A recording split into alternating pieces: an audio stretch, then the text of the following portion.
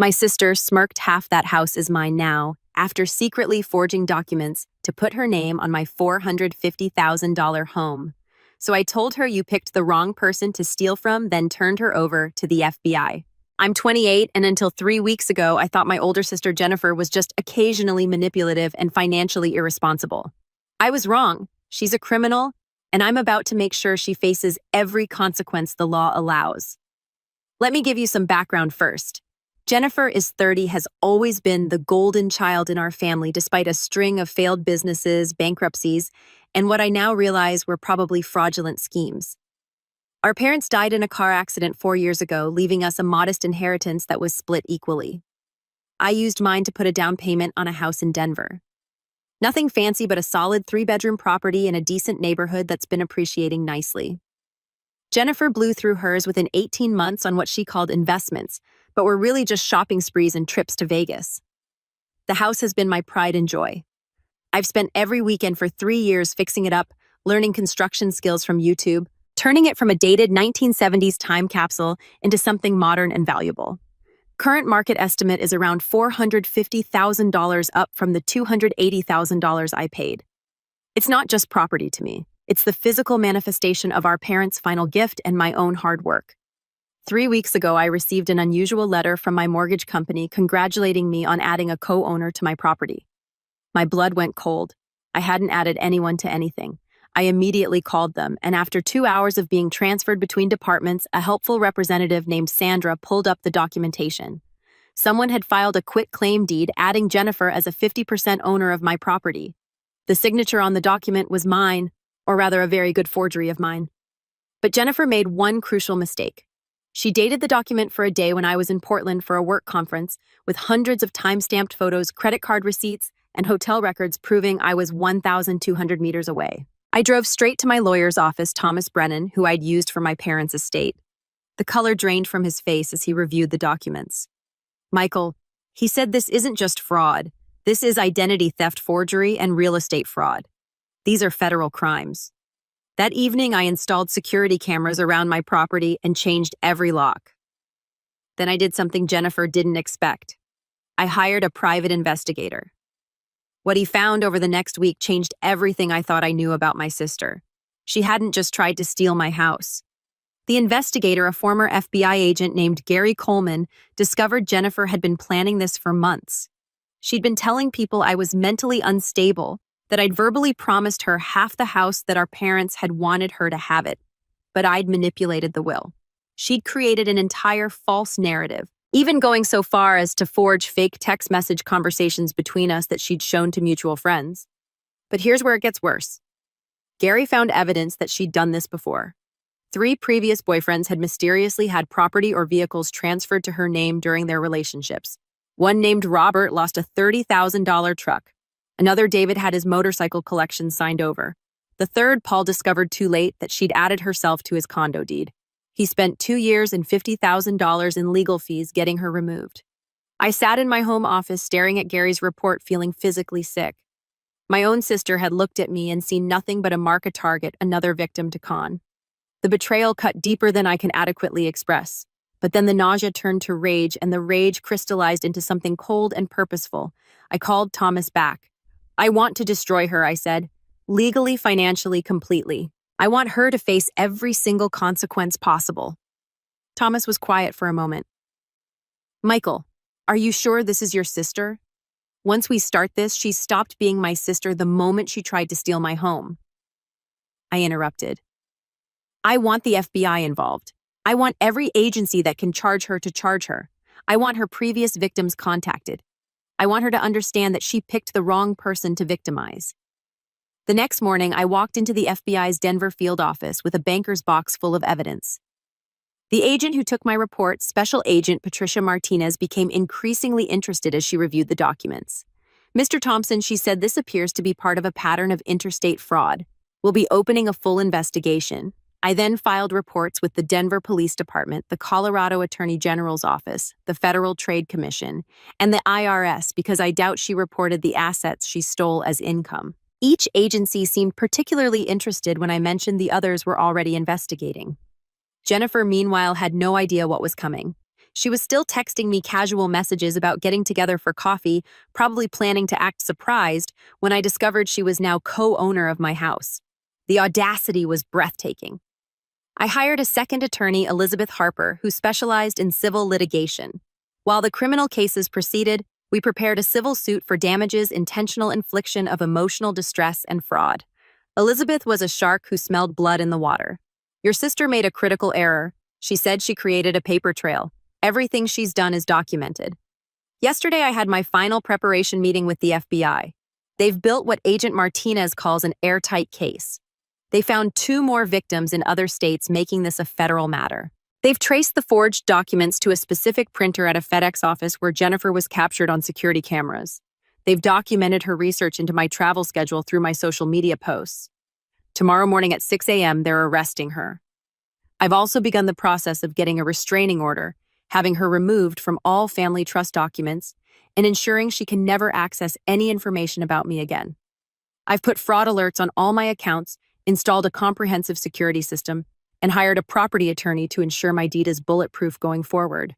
Some of you might think I'm being too harsh, that family should forgive family. But Jennifer looked at the home I'd built with my own hands, the legacy our parents left me, and decided she deserved to steal it. She deliberately, methodically planned to rob me of my biggest asset. She was willing to let me lose everything I'd worked for, so she could continue her parasitic lifestyle. Tomorrow she learns that actions have consequences. Tomorrow she discovers what happens when you try to steal from someone who has the resources and determination to fight back. Tomorrow her life as she knows it ends. I'll update you all once the arrest happens. For now, I'm sitting in my house. My house that I earned, that I improved, that I protected, and I feel no guilt about what's coming. She made her choice. Now she gets to live with it. Update 1. 3 days after arrest. The arrest happened exactly as scheduled. The FBI doesn't mess around. At 6:03 a.m., they breached Jennifer's apartment door with a warrant. I know the precise time because one of her neighbors, Kevin, filmed it, and it's been making the rounds on local social media. 7 agents in FBI windbreakers carrying boxes of evidence out of her apartment while she was led away in handcuffs, still in her pajamas. The arraignment was yesterday. I sat in the back of the courtroom and watched as the federal prosecutor, James Sullivan, laid out the charges. Wire fraud mail, fraud identity theft, forgery across state lines, and conspiracy to commit real estate fraud. The judge set bail at $500,000. Jennifer's court-appointed attorney actually laughed when he heard the amount. But here's where things got interesting. Remember those previous victims I mentioned, Robert, David, and Paul, all showed up. They'd been contacted by the FBI and had flown in to provide testimony. Turns out Jennifer's pattern was even worse than we knew. There were 12 victims total across 6 states over 8 years. The combined total of her thefts exceeded $1.3 million. Paul pulled me aside after the hearing. "You have no idea what you've done for all of us," he said, his voice shaking. "I've been trying to get someone to take this seriously for 3 years. She destroyed my credit, my reputation, my faith in people. Thank you for being the one who finally stopped her. The FBI has frozen all of Jennifer's assets. Every bank account, her car, which surprise was leased under a fake business name, even her jewelry collection. Agent Martinez informed me they found 3 storage units filled with luxury goods, all purchased with stolen funds. The asset forfeited proceedings alone will take months to sort out. My extended family has been calling nonstop. My Aunt Linda, my mother's sister, left me a voicemail saying I was cruel and destroying the family. I called her back and calmly explained that Jennifer had committed over $1 million in fraud. The line went quiet. "$1 million, she whispered. "That's correct," I replied. "And she was coming for you next. We found your financial information in her apartment." That ended the conversation rather quickly. The civil suit is proceeding parallel to the criminal case. Elizabeth has been deposing Jennifer's associates, and what we found is a web of enablers and co-conspirators. Her best friend Melissa knowingly helped her forge documents. Her boyfriend Christopher provided fake employment verification letters. They're all being added as defendants. Jennifer tried to call me from jail using another inmate's phone privileges. I recognized her voice immediately and hung up. That call was a violation of the restraining order, which added another charge to her growing list. Her attorney, a public defender named Aaron Walsh, has reached out asking if I'd consider dropping the charges in exchange for Jennifer relinquishing any claim to the house. I had Thomas respond with 2 words: absolutely not. I've been working with a trauma therapist, Dr. Nancy Williams. She's helped me understand that what I'm feeling, the mix of rage, betrayal, and strange satisfaction, is completely normal. Your sister engaged in what we call predatory behavior, she explained. She specifically targeted people who trusted her. Your response isn't revenge, it's justice. The security upgrades to my house are complete. Motion-activated cameras with cloud storage, reinforced doors with multiple deadbolts, window sensors, and a panic room. Okay, it's just a reinforced closet, but still. I've also had the deed transferred to an LLC for an extra layer of protection and purchase title insurance that specifically covers fraud. Local news picked up the story. Denver woman faces federal charges in million-dollar fraud scheme was the headline on Channel 9. They didn't name me, but Jennifer's mugshot was featured prominently. She looked degraded, defeated, nothing like the confident con artist who'd walked into that FedEx office to forge my signature. I've also discovered something interesting. Jennifer had taken out 3 credit cards in my name over the past year, running up $45,000 in debt. I never knew because she had the statement sent to a P.O. box. That's wire fraud charges number 4, 5, and 6. Each carries up to 20 years in federal prison. My work has been incredibly supportive. My boss, Richard, gave me paid leave to handle the legal proceedings and told me family betrayal is the worst kind. Take all the time you need. Several coworkers have reached out with their own horror stories of family members who turned out to be criminals. It's more common than you'd think, apparently. The federal prosecutor called yesterday with an update. They're adding RICO charges, Racketeer-Influenced and Corrupt Organizations Act. Apparently, Jennifer's pattern of fraud across multiple states with multiple accomplices qualifies as organized crime. If convicted on all charges, she's facing 40 to 60 years in federal prison. Tomorrow, I'm meeting with the other victims to discuss a joint civil action. Together, we're seeking $5 million in damages. Jennifer will never be able to pay it, of course, but the judgment will follow her for the rest of her life, ensuring she can never own property, have a bank account, or live a normal financial life again. Some people have asked if I feel guilty. The answer is no. Jennifer made calculated decisions to destroy people's lives for her own gain. She was a predator who happened to share my DNA. The only thing I feel guilty about is not seeing it sooner, not protecting her previous victims by stopping her earlier. I'll update again after the preliminary hearing next month. Update 2. 2 months later, the preliminary hearing was a massacre. Jennifer's attorney tried to argue for dismissal based on family dispute grounds. The judge, Harold Mitchell, actually laughed. Counselor, he said, I have 1,400 pages of evidence in front of me documenting systematic fraud across 6 states. This isn't a family dispute. It's a federal crime spree. Jennifer tried to make eye contact with me throughout the hearing. I kept my eyes on my phone reviewing property listings for security doors. I've decided to upgrade everything to commercial grade after a security consultant reviewed my current setup. It's overkill, but overkill gives me peace of mind. The other victims and I have formed an unofficial support group. We meet every Wednesday at a coffee shop downtown. David brought his new fiancée Ashley to the last meeting. She thanked each of us for ensuring Jennifer faced justice. David couldn't move forward until this was resolved, she said, tears in her eyes. You gave us our future back. But here's the biggest development. Jennifer flipped on her accomplices. Facing 60 years, she decided to testify against Melissa and Christopher in exchange for a reduced sentence. The prosecutor offered 15 years instead of 60. I was asked if I objected. I said no, 15 years is still substantial, and it ensures the entire network gets dismantled. Melissa was arrested at her job at a bank. Yes, a bank. She'd been using her position to gather financial information on potential targets for Jennifer. The FBI found a list of 30 prospective victims on her work computer. Christopher was picked up at the airport trying to flee to Mexico. He had $50,000 in cash hidden in his luggage. The asset forfeited auction happened last week. Jennifer's belongings raised $380,000, which will be distributed among the victims. I'm receiving $92,000 as the largest single victim. I'm donating half to a charity that helps fraud victims and using the rest to upgrade my home security to military contractor levels. My Aunt Linda called again this time to apologize. She'd received a letter from someone claiming to be a legal representative asking for her financial information to help Jennifer's case. It was another scam, probably one of Jennifer's fellow inmates. The letter was traced back to the Federal Detention Center. Ad mail fraud charge number 7. I've been asked to testify at the sentencing hearing. The prosecutor wants the judge to understand the personal impact beyond the financial losses. I've been working on my victim impact statement for weeks. How do you summarize the betrayal of having your own sister try to steal your home? The house has become my fortress. I work from home now. My company made it permanent after seeing how this affected me. Every delivery is recorded. Every visitor documented. My neighbors think I'm paranoid. They didn't have their sister try to steal their life. Jennifer's former boyfriend, Christopher, made a plea deal and revealed something disturbing. They had planned to force me out of the house once Jennifer was on the deed. The plan was to claim I was violent, get a restraining order against me, and have me legally barred from my own property. They'd done it before to someone in Arizona. That person, Brian, is now part of our victims group. The FBI has referred the case to the IRS. Jennifer never reported any of her stolen assets as income. That's roughly $400,000 in tax evasion over 8 years. The IRS doesn't play games. They're adding their own charges and penalties that will follow her even after prison.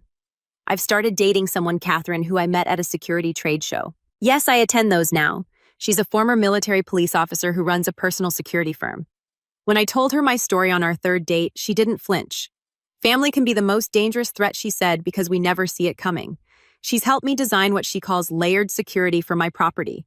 The criminal trial is set for next month. The prosecutor is confident. He has Jennifer's recorded confession testimony from accomplices, documentary evidence, and 12 victims ready to testify.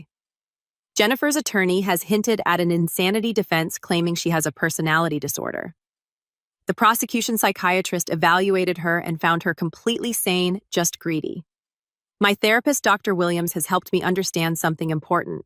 I'm not responsible for Jennifer's choices, but I am responsible for protecting myself and others from her. That's what justice is. Not revenge, but protection of society from predators. The other revelation came from going through old family photos for the prosecution. In every picture from our childhood, Jennifer is taking something from me. A toy, food, attention. Our parents always made excuses. She's just assertive or she knows what she wants. They enabled a monster without realizing it. I've legally changed all my personal information. New social security number. Did you know you can do that in cases of severe identity theft? New driver's license number. New everything. Jennifer will never be able to access anything about me again. It costs $10,000 in legal fees, but it's worth it for the peace of mind. The next update will be after the trial. For now, I'm focusing on healing, securing my future, and helping the other victims find their own justice. Final update. 4 months later, the trial lasted 2 weeks. Jennifer took the stand in her own defense against her attorney's advice. It was a disaster. She claimed I had promised her the house, that our parents wanted her to have it, that she was entitled to compensation for being the older sibling. The prosecutor, James Sullivan, systematically destroyed every claim with documents, recordings, and witness testimony. The jury deliberated for less than 3 hours, guilty on all 23 federal counts. The sentencing hearing was yesterday. I read my victim impact statement, my voice steady despite my hands shaking. I talked about trust, about family, about the home that represented our parents' last gift to us. Jennifer tried to interrupt twice. The judge threatened to have her gagged. The other victims spoke too. Robert talked about losing his business because he couldn't deliver goods without his truck. David described years of therapy after Jennifer's betrayal. Paul showed pictures of the condo he lost where his disabled mother had lived with him. By the end, several jury members were crying. Jennifer's statement was unrepentant. She claimed she was the real victim, that society had failed her, that we were all conspiring against her. It was the narcissism Dr. Williams had warned me about, the complete inability to accept responsibility. Judge Mitchell's sentence was harsh but fair. 18 years in federal prison, no possibility of parole, restitution of $1.3 million to be paid to victims, lifetime supervised probation upon release. She can never work in finance, real estate, or any fiduciary capacity. She cannot contact any victim directly or indirectly for life. When the sentence was read, Jennifer collapsed. As court officers helped her up, she screamed at me, "You destroyed my life!" The judge responded before I could. "No, Miss Thompson, you destroyed your own life. Your brother simply held you accountable." Melissa received 8 years for her role as accomplice. Christopher got 10 years plus deportation.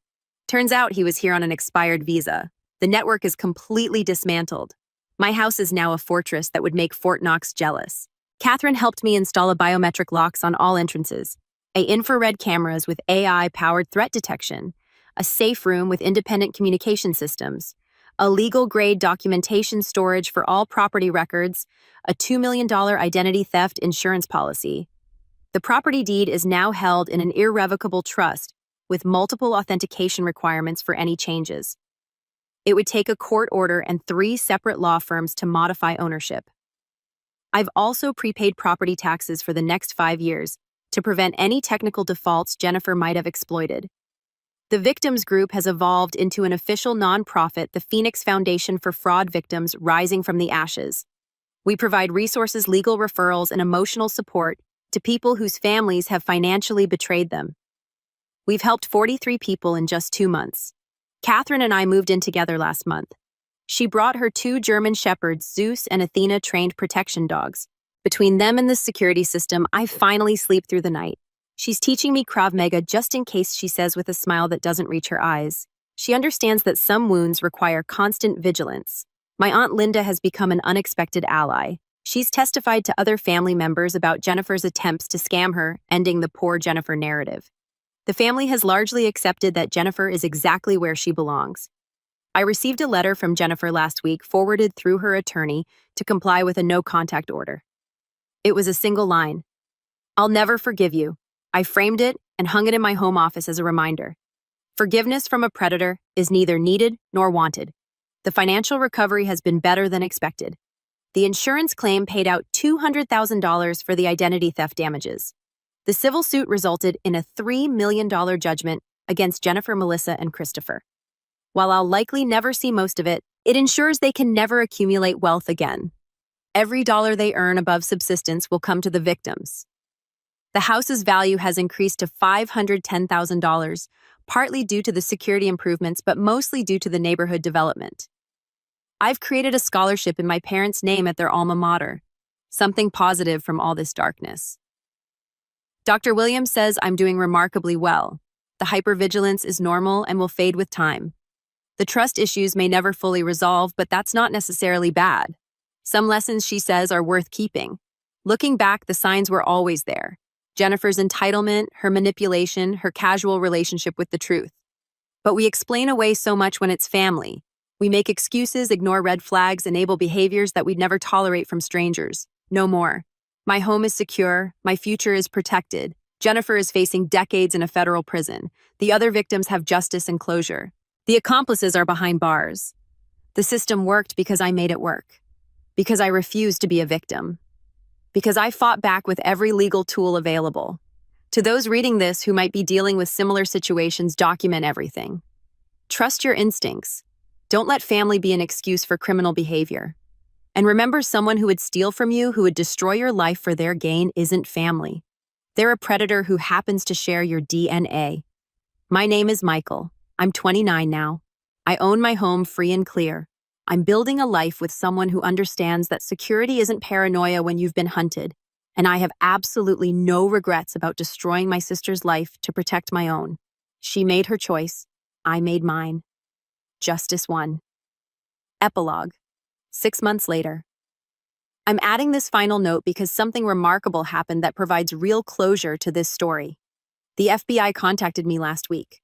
They've uncovered evidence that Jennifer had been planning something far worse than property theft. In her storage unit, they found detailed plans to take out life insurance policies on me and several other victims.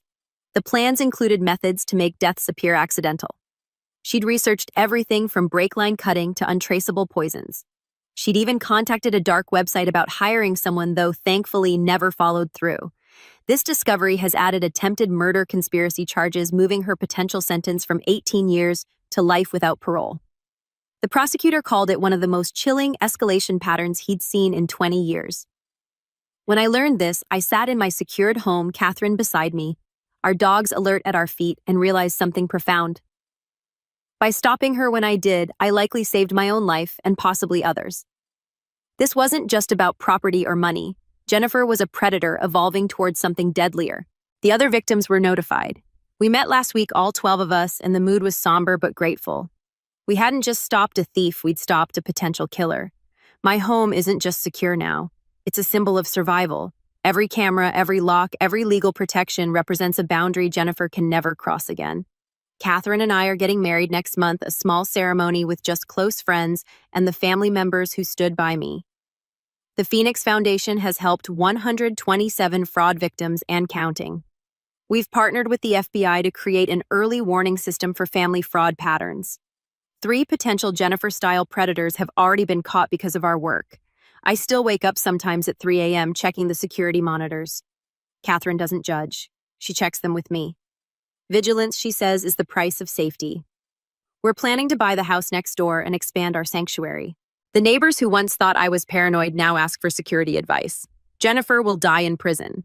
This isn't hyperbole or wishful thinking, it's legal fact. The attempted murder conspiracy charges ensure she'll never walk free again. She traded my house for a 6x8 cell, my trust for lifetime incarceration, my love for perpetual consequences. Some might say I won. I don't see it that way. There are no winners when family becomes predator and prey. There are only survivors. I survived. The other victims survived.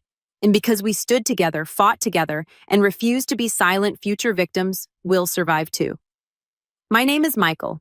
I'm 29 years old. I own my home. I'm getting married. I help fraud victims find justice. And I sleep soundly knowing that the sister who tried to destroy me is now the architect of her own permanent cage. That's not revenge. That's justice. And it's enough.